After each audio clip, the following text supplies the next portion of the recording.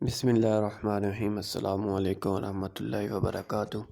عزیز طلبہ، امید کرتا ہوں کہ آپ سب خیر عافیت سے ہوں گے اور رمضان المبارک کی برکات سمیٹنے میں مصروف ہوں گے۔ اللہ تعالیٰ ہم سب کو رمضان المبارک سے کما مستفید ہونے کی، رمضان المبارک سے کا جس طرح حق ہے اس طرح اس کی قدر کرنے کی توفیق عطا فرمائے، اور اللہ تعالیٰ ہماری عبادات کی ہوئی قبول و منظور فرمائے، اور جو ہماری عبادات ہے ہمارے لیے یہی جو ذریعہ نجات بنائے، اور ہمیں آنے والی زندگی کے آنے والے سالوں میں بھی رمضان المبارک کے روزے رکھنے کی، رمضان المبارک کی قدر کرنے کی توفیق عطا فرمائے۔ تو آئیے ہم اپنے سلسلہ درس کی طرف بڑھتے ہیں۔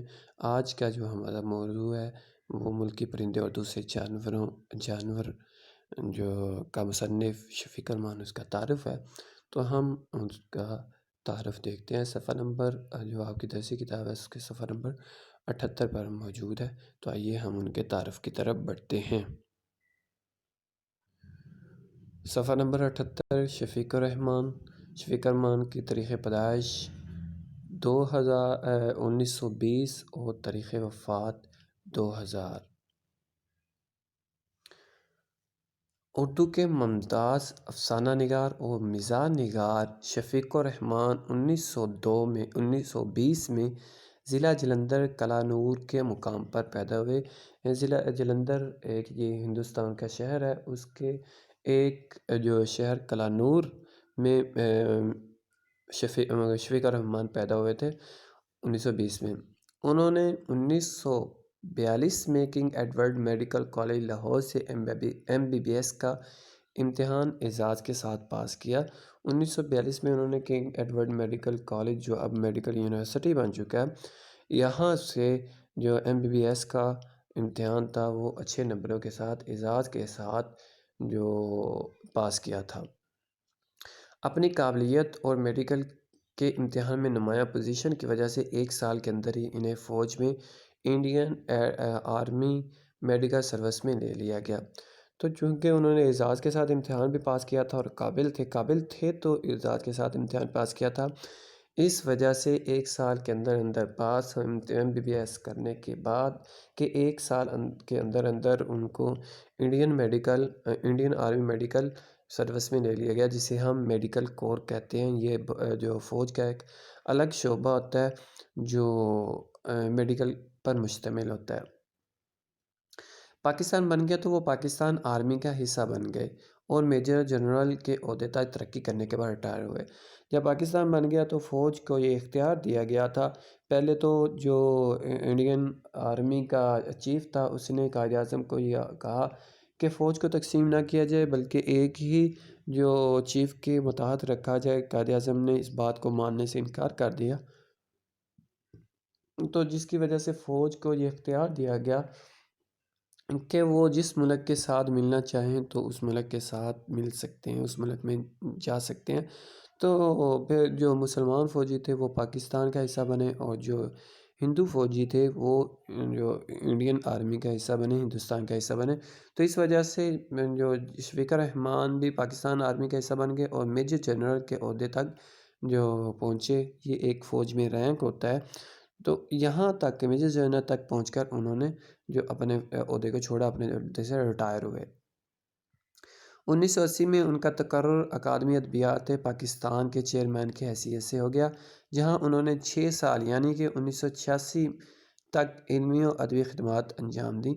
اکادمی ادبیات پاکستان یہ ایک ایسا ادارہ ہے جو اردو کی ترقی کے لیے، اردو کی ترویج کے لیے بنایا گیا۔ تو 1980 میں ان کا تقرر جو اس ادارے کے چیئرمین کی حیثیت سے ہوا، اور یہاں پر بھی انہوں نے 1986 تک یعنی کہ 6 سال جو علمی و ادبی خدمات سے انجام دی، اس ادارے کو جو پروان چڑھایا۔ شفیق الرحمن کے مزاح کا انداز بہت ہلکا پھلکا اور نہایت شائستہ ہے۔ ہلکا پھلکا یعنی کہ مشکل الفاظ نہیں استعمال کرتے یا الفاظ کی کارگری جو اپنے مزاح میں پیدا کرنے کی کوشش نہیں کرتے، بلکہ روزمرہ ہماری زندگی سے جو متعلق چیزیں ہیں ان سے مزاح پیدا کرنے کی شفیق الرحمن کوشش کرتے ہیں۔ ان کے ہاں تو نہ تو الفاظ کی بازی گری سے مزاح پیدا کرنے کی کوشش نظر آتی ہے، اور نہ ہی محض مزاح پیدا کرنے کی غرض سے ایک باوقار مقام سے نیچے گرنے کا رجحان ملتا ہے۔ جو شفیق الرحمان ہیں ان کے مزاح کو اگر ہم دیکھتے ہیں تو نہ تو الفاظ کا ہیر پھیر ہے، جیسا کہ پطرس بغاری مزاح پیدا کرتے ہیں تو الفاظ کو جو اوپر نیچے کر کے الفاظ سے مزاح پیدا کرنے کی کوشش کرتے ہیں،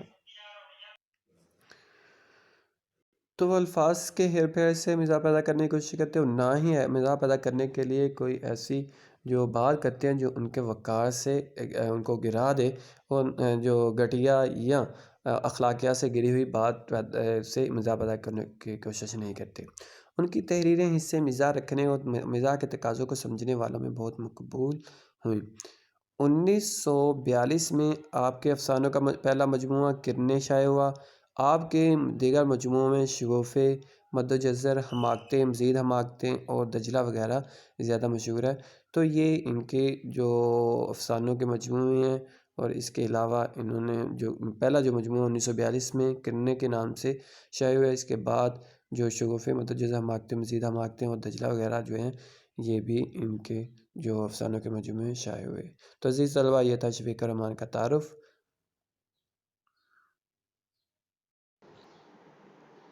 عزیز طلبہ، ہم آتے ہیں مزاحیہ ادب کے معنی و مفہوم کی طرف کہ مزاحیہ ادب کیا ہوتا ہے۔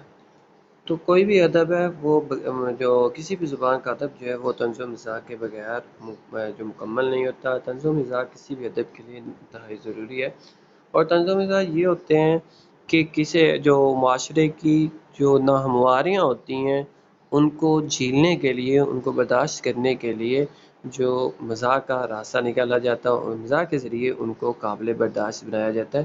اگر مزاح کے ذریعے ان کو قابل برداشت نہ بنایا جائے تو پھر جو معاشرے کی سختیاں انسان کو جینے کے قابل نہ رہنے دیں۔ تو یہ طنز و مزاح، اور باقی جو ہے وہ ہم اگلے سبق میں کریں گے۔